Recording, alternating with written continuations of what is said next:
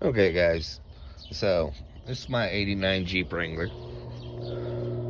Not bad.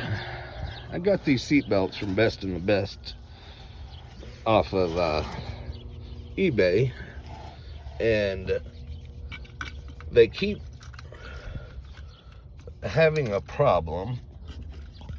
You click them together,